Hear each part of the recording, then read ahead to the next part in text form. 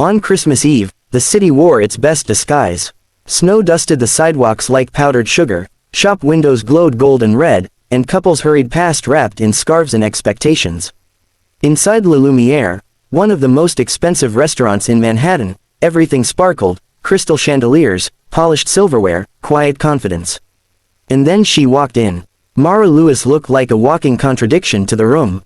Her coat was shapeless and faded olive green, the kind sold in discount bins. Her boots were scuffed. Her hair was pulled into a loose, practical bun that didn't pretend to be stylish. No makeup, no jewelry, no effort, on purpose. The hostess hesitated, eyes flicking from Mara to the reservation list. Blind date, Mara said calmly.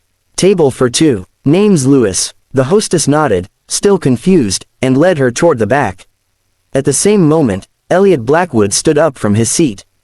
The billionaire CEO of Blackwood Holdings had been featured on magazine covers for years, the most eligible man alive, the cold king of capital, a man who has everything except love. He wore a tailored black suit, understated but flawless. His watch cost more than Mara's monthly rent.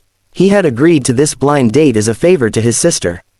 She's different, Olivia had insisted. But don't charm her. Just be yourself. Elliot didn't expect much. Women usually arrived dressed like Christmas ornaments, laughing too loudly, already imagining his penthouse. Then he saw her, not because she was beautiful in the conventional way, but because she didn't belong. She stood awkwardly near the table, clutching her phone like a shield, eyes scanning the room with mild discomfort rather than excitement. No performance, no calculation. Something in Elliot's chest shifted. Interesting. He walked toward her. Mara. She looked up, surprised, and visibly disappointed for half a second before she hit it. Yes, you must be Elliot. No gasp, no widened eyes, no recognition. Good. They sat. An uncomfortable silence hovered. Finally, Elliot smiled. So, bold fashion statement for Christmas Eve. Mara raised an eyebrow. I dressed like this so I'd know why you were interested. He laughed softly. And why is that? If you stay, she said simply, it won't be because of how I look. Most men would have been offended. Elliot was intrigued. You don't think you look nice? He asked. I think I look honest.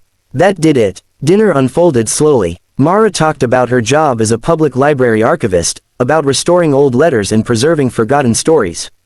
She spoke with warmth, humor, and a quiet intelligence that didn't need applause. She didn't ask about his money. Didn't Google him under the table.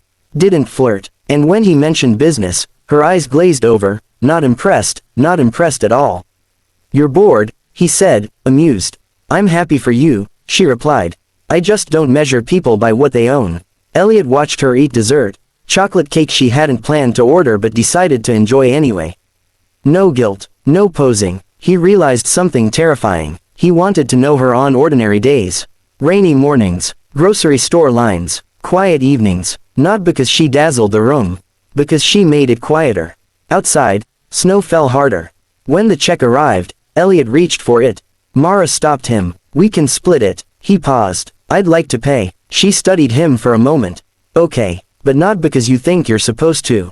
I don't, he said. I want to. She smiled, small, genuine. As they stood to leave, she pulled on her ugly coat.